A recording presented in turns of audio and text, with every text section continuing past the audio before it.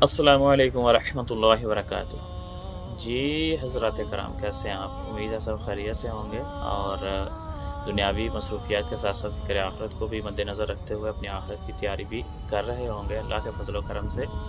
तो काफ़ी दिनों के बाद आपके साथ कुछ गुजारिशात शेयर करने का मौका मिल रहा है। तो आज कुछ कहना चाह रहा हूँ मैं उन हज़रात के लिए कि जिनके वालिदैन और दीगर अजीज़ व अक़ारिब इस दुनिया फ़ानी से चले गए हैं और वो अक्सर उनको याद करके तो परेशान रहते हैं और हकीकत को जो है वो सही मानों में जो है ना उसको फेस नहीं कर पा रहे। इस डिप्रेशन से, इस जो उनके साथ ये मामला हुआ है उससे बाहर नहीं आ पा रहे। तो कुरान और हदीस की रोशनी में कुछ उनकी जो है वो सामने रखूँगा। अल्लाह सुब्हानहू व तआला हम सबको जो है वो हकीकत को समझकर उसको तस्लीम करके तो उसके मुताबिक जो है वो अपने मामलात को आगे लेकर चलने की तौफीक अता फरमाए। तो कुरान पाक की कुछ आयात आपके साथ शेयर करता हूँ। औज़ु बिल्लाहि मिनश शैतानिर रजीम, बिस्मिल्लाहिर रहमानिर रहीम। सूरह मुल्क की दूसरी आयत है। अल्लाह सुब्हानहू व तआला फरमाता है, अल्लज़ी खलक़ल मौत वल हयात लियब्लुवकुम अय्युकुम अहसनु अमला व हुवल अज़ीज़ुल गफ़ूर। अल्लज़ी खलक़ल मौत वल हयात, उसी ने मौत और हयात को पैदा फरमाया। उसी से मुराद अल्लाह सुब्हानहू व तआला, उसी ने मौत और हयात को पैदा फरमाया। लियब्लुवकुम अय्युकुम अहसनु अमला, कि वो जांचे वो परखे कि तुम में से कौन है जो अहसन अच्छे अमल करता है। वहुवल अज़ीज़ुल गफ़ूर, और वो बड़ा ज़बरदस्त बख्शने वाला है। तो यहाँ पे आप गौर करें तो आयत के पहले हिस्से में फरमाया अल्लज़ी खलक़ल मौत वल हयात, उसी ने मौत और हयात को पैदा फरमाया। तो अब देखें कि जहाँ पे ज़िंदगी और मौत का जिक्र हो रहा है, हम तो जब उर्दू में बात करते हैं, अपनी ज़ुबान में बात करते हैं, तो ये क्या होता है कि ज़िंदगी और मौत का जिक्र करते हैं, लेकिन पैदा करने वाले ने उसकी हकीकत बयान फरमाते हुए फरमाया अल्लज़ी खलक़ल मौत वल हयात, उसी ने मौत और हयात को पैदा फरमाया। तो ये बात तय है कि जो शख्स जो जानदार इस दुनिया में आया है उसने एक दिन जाना है। सूरह आल इमरान में अल्लाह ताला ने इरशाद फरमाया, कुल्लु नफ्सिन ज़ाइक़तुल मौत, हर जानदार ने, हर ज़ीरू ने मौत का मज़ा चखना है। और बात यहाँ तक महदूद नहीं कि दुनिया में आए और चले गए, इससे आगे का मामला जो है ये बड़ा सख्त है। कुल्लु नफ्सिन ज़ाइक़तुल मौत सुम्मा अलैना तुरजाऊन, फिर तुम पलटाए जाओगे, तुम लेके आए जाओगे हमारी तरफ। तो हम तो सिर्फ मौत का रोना धोना ही जो है ना इससे बाहर नहीं निकल पाते, लेकिन असल मामला जो है वो तो आगे का है। मौत का जायका तो चखा, उसके बाद जो आगे मामला होने वाला उसके बारे में भी कभी गौर करें तो फिर जो है ना वो बड़ी चीज़ें मज़ीद सीखने को मिलती हैं।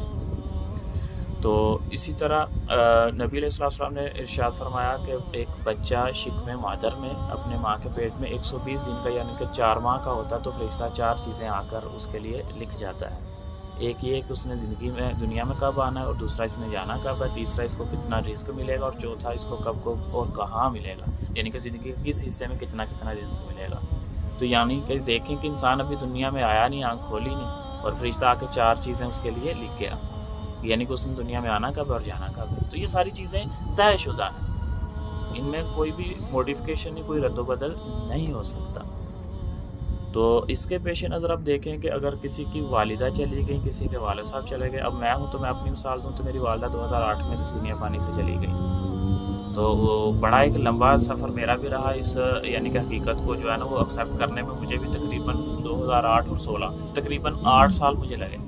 8 साल का ये तवील अरसा था जो मुझे ये समझने में लगा कि मेरी वालिदा चली गई हैं और ये सारा मामला यानी कि अब ये इस हकीकत को साथ में लेकर कैसे जीना।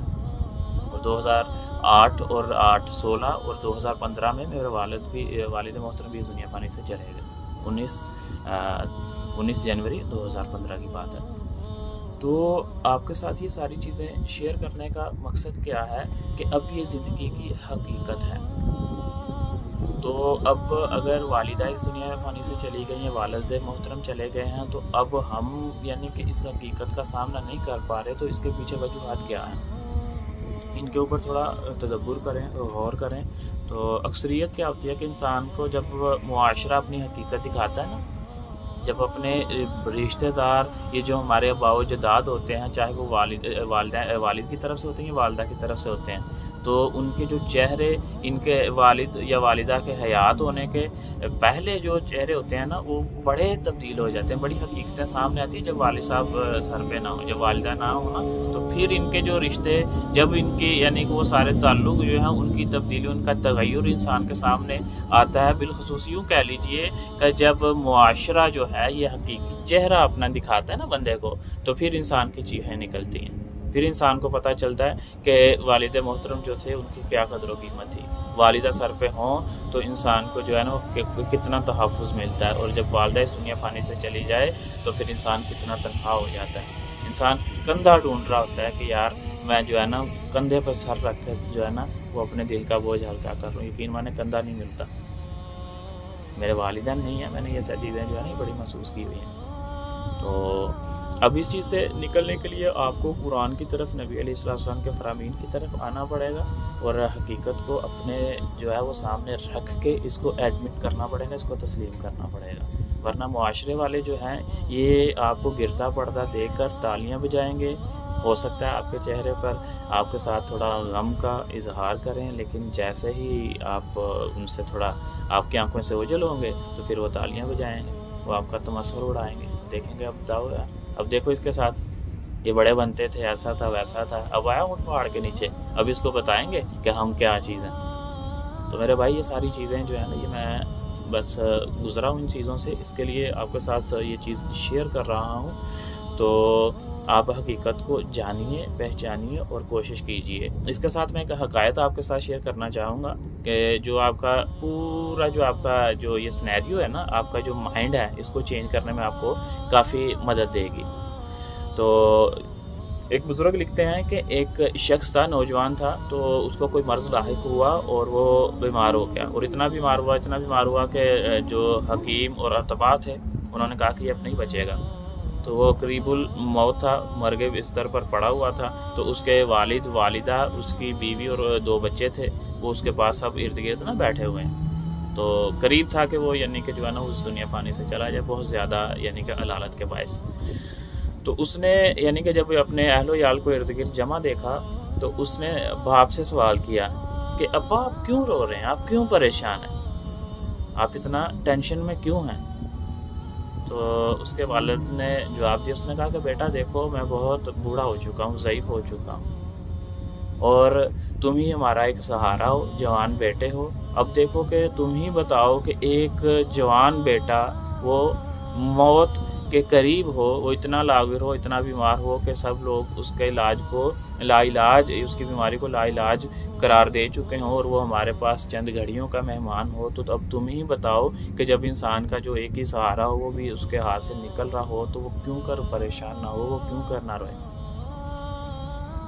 تو اس نے خاموشی اختیار کی، ماں کی طرف دیکھا تو ماں کی آنکھوں میں بھی آنسو تھے۔ اس نے کہا امی حضور آپ کیوں رو رہی ہیں؟ تو اس نے کہا کہ بیٹا تم دنیا میں بھی نہیں آئے تھے تو تب سے تمہارا اور میرا ساتھ ہے، تو تمہیں انگلی پکڑ کر چلنا سکھایا، تمہیں خود اپنے ہاتھوں سے کھانا کھلا کر پلا کر تمہیں بڑا کیا، تو اب ہمارا بیٹا جو ہمارے سامنے یعنی کہ وہ چند گھڑیوں کا مہمان ہے، ہمارے سامنے بستر مرگ پر پڑا ہوا ہے، تو اب بتاؤ کہ ایسی حالت میں تمہیں دیکھ کر، اپنے لخت جگر کو، اپنے جگر کے ٹکڑے کو اس حالت میں دیکھ کر میں پریشان نہ ہوں، روؤں نہ، تو کیا کروں؟ اب تم ہی بتاؤ، تمہارے بعد ہمارا کون سہارا ہے؟ ہم تو بوڑھے ہو چکے ہیں، تو اب تم ہی بتاؤ ہم کیا کریں؟ اس نے سائیڈ چینج کی، دوسری طرف دیکھا تو اس کی بیوی تھی، تو اس نے بیوی کو مخاطب کر کے کہا کہ تم کیوں رو رہی ہو، تم کیوں پریشان ہو رہی ہو، حوصلہ رکھو، صبر رکھو۔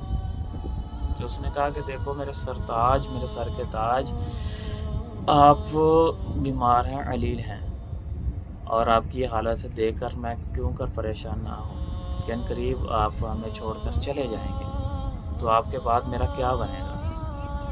آپ تو میرے سر کے تاج تھے، آپ کے بعد معاشرے کی سختیاں جھیلنا پڑیں گی، لوگ مجھے تانے دیں گے، تو یہ سارا معاملہ جو ہے اس کو دیکھ کر تو میں کیسے جو ہے وہ خاموش رہ سکتی ہوں، میں پریشان ہوئے بغیر کیسے رہ سکتی ہوں؟ اب آپ ہی بتائیے کہ جب جس کا ایک حیات، جس کا شریک حیات اس سے بچھڑ رہا ہے، جدا ہو رہا ہے، اس کے بعد اتنی لمبی طویل زندگی ہے جو اکیلے تنہا گزارنی پڑے گی. معصوم بچے ہیں، چھوٹے بچے ہیں، یہ بھی نہیں. تو جب ان کی طرف دیکھتی ہوں، آپ کی طرف دیکھتی ہوں، اپنا آنے والا وقت دیکھتی ہوں، تو پریشان ہوئے بغیر میں کیسے رہ سکتی ہوں. اس نے بچوں کی طرف دیکھا تو بچوں کے بھی آنکھوں میں آنسو تھے.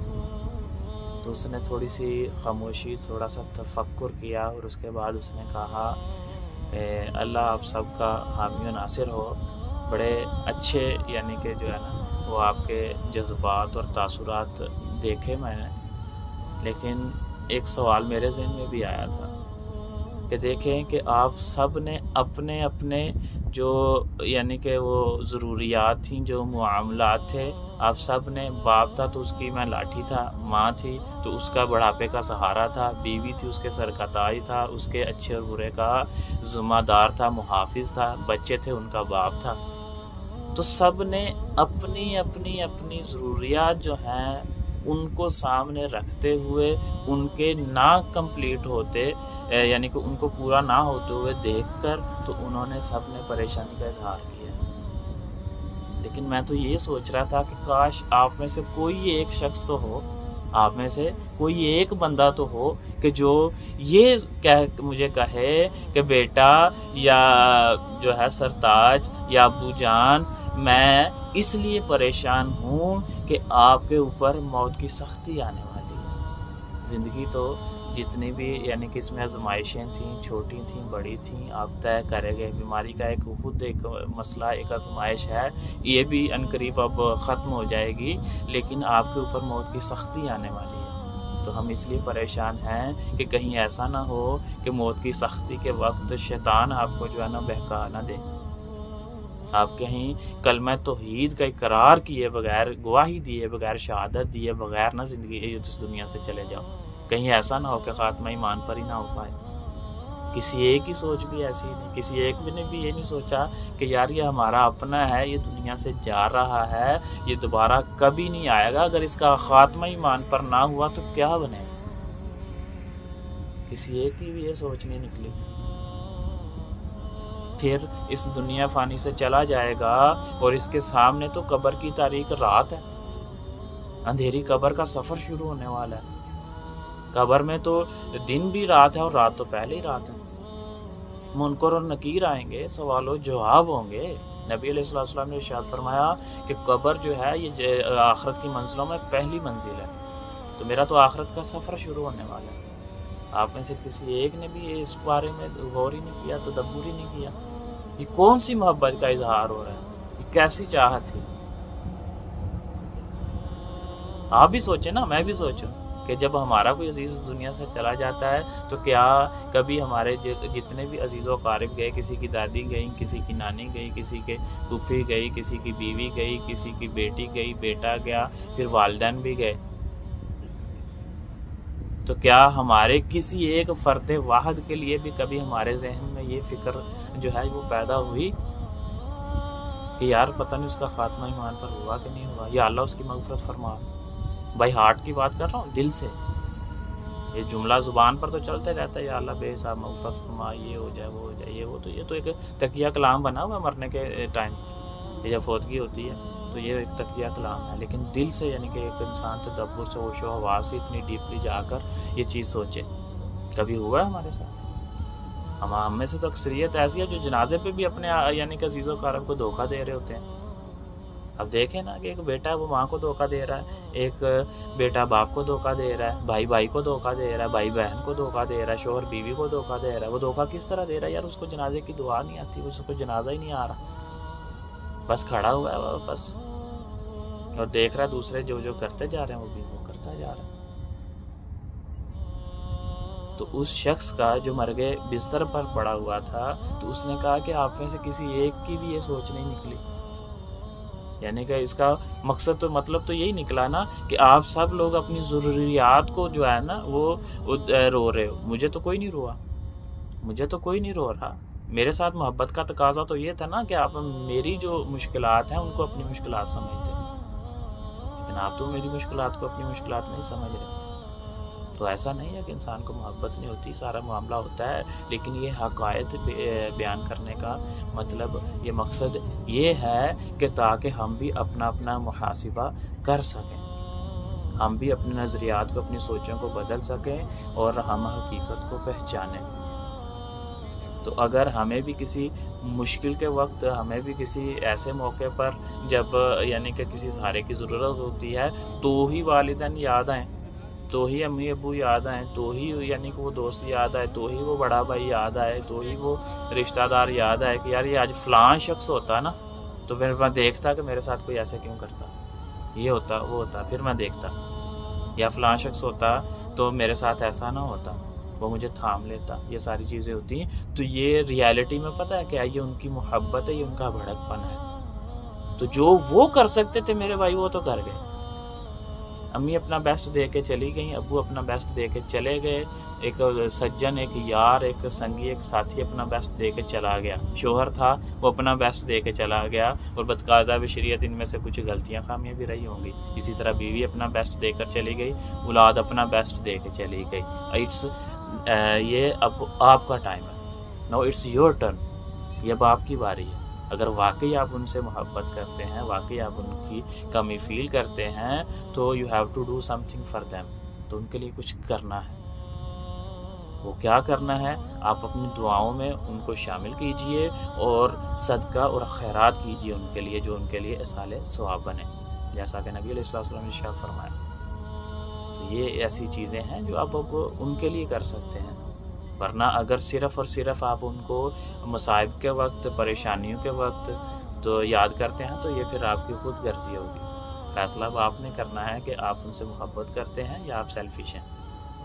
میری بعض باتیں ہو سکتا ہے کہ آپ کو تھوڑی تلخ بھی لگی ہوں، تو اس کے لیے میں معذرت بھی کرتا ہوں، لیکن یہ ساری چیزیں ہیں کہ جب آپ ریالٹی کو ایکسیپٹ کریں گے تو اللہ سبحانہ وتعالیٰ کی جو منشا ہے، اس میں حقیقت ہے، جو مقاصد حیات ہیں، تو ان کی جو ہے وہ سمجھ آپ کو آ جائے گی، ورنہ آپ جو ہے وہ بڑے چیزوں کو سمجھ نہیں پائیں گے اور لوگوں کے سامنے بھی خود کو تماشا بنائیں گے، اور یہ زمانہ بڑا سخت ہے، تو اس کو سمجھے بغیر آپ جو ہے نا وہ نہیں نکل سکتے۔ لوگ تو آپ کو جو ہے نا وہ اس انتظار میں ہے کہ کب یہ آدمی گرے اور ہم جو ہے وہ تالی پہ جائیں۔ تو یہ معاملات جو ہیں، اب حدیث مبارکہ، ایک اور حدیث مبارکہ بیان کر کے تو میں اپنی بات کو ختم کرتا ہوں۔ نبی علیہ السلام نے فرمایا کہ 3 دن سے زیادہ کا سوگ نہیں ہے، 3 دن سے زیادہ سوگ منانے سے نبی علیہ السلام نے منع فرمایا۔ ایک دن جب وفات ہوئی، ایک دن اور ایک دن اور، یعنی کہ 3 دن ختم ہو گئے، سوگ ختم ہو گیا، اس کے بعد آپ دنیاوی معاملات میں دوبارہ آپ معمول پہ آ جائیں گے۔ لیکن یہ ہماری زندگی، یعنی کہ اگر ہم 6 سال 10 سال اسی کنڈیشن میں، اسی ڈرامہ میں چلے گئے، تو پھر مطلب ہے کہ ہم نبی علیہ السلام کی اس بات پر، اس قول پر ہم جو ہے وہ عمل نہیں کر رہے۔ پسماندگان کے لیے 3 دن ہیں، ہاں اگر کوئی بیوہ ہے تو اس کا الگ عدت کا معاملہ الگ ہے، لیکن اگر کسی کے والد محترم چلے گئے، والدہ چلی گئی، بھائی بہن چلے گئے، تو ان کے لیے 3 دن ہیں۔ 3 دن کے بعد آپ نے صبر کرتے ہوئے جو ہے دوبارہ اپنے معاملات میں معمول پہ آنا ہے، ورنہ اگر آپ ایک آدمی کو لے کے بیٹھے رہے تو آپ زندگی میں آگے نہیں بڑھ پائیں گے۔ تو یہ اللہ سبحانہ وتعالیٰ اور نبی علیہ السلام کی جو ریکوائرمنٹ ہیں، جو تعلیمات ہیں، ان کا یہ خلاف ہوگا۔ تو اب آپ خود فیصلہ کر لیجئے کہ آپ اللہ اور اللہ کے رسول کے احکامات کے خلاف جا کر کیسے سکون کی زندگی، کیسے پیسفل، کیسے اطمینان کی زندگی گزار سکتے ہیں۔ تو آپ سب سے گزارش ہے کہ آپ جو ہے یہ اللہ سبحانہ وتعالیٰ کے احکامات میں، اللہ تعالیٰ کے معاملات پہ راضی رہیں، اور اللہ سبحانہ وتعالیٰ کے معاملات کو جو ہے وہ ان کو اچھے طریقے سے سمجھ کر ان کے اوپر شاکر رہیں، اور اللہ سبحانہ وتعالیٰ کے معاملات کے مطابق زندگی گزاریں، اور جہاں تک ہو سکے قرآن کے ساتھ جڑ جائیے، کیونکہ قرآن پاک کو سمجھے بغیر جو ہے یہ مقصد حیات کو سمجھنا یہ ناممکن ہے۔ تو یہ حبل اللہ ہے، یہ اللہ کی طرف سے لٹکتی ہوئی رسی ہے، تو اس کو آپ تھام لیجئے، تو اللہ سبحانہ وتعالیٰ آپ کو خود بخود ہدایت کے راستے پر لے آئے گا۔ من یہدی اللہ فہو المہتد، جسے اللہ ہدایت دے وہی ہدایت یافتہ ہے، وہی ہدایت پر ہے۔ تو صراط مستقیم پر چلیے، اور اللہ اور اللہ کے رسول صلی اللہ علیہ وسلم کے احکامات فرامین ان کو جتنا ہو سکے سمجھیے، اور وہی اصل دین ہے، اور اس کے مطابق اپنی زندگی گزاریے۔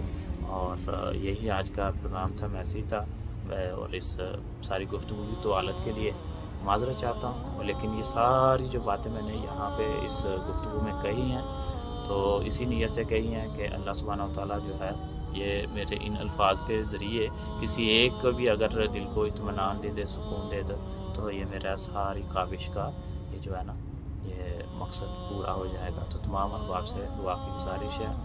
جزاک اللہ۔ السلام علیکم ورحمۃ اللہ وبرکاتہ۔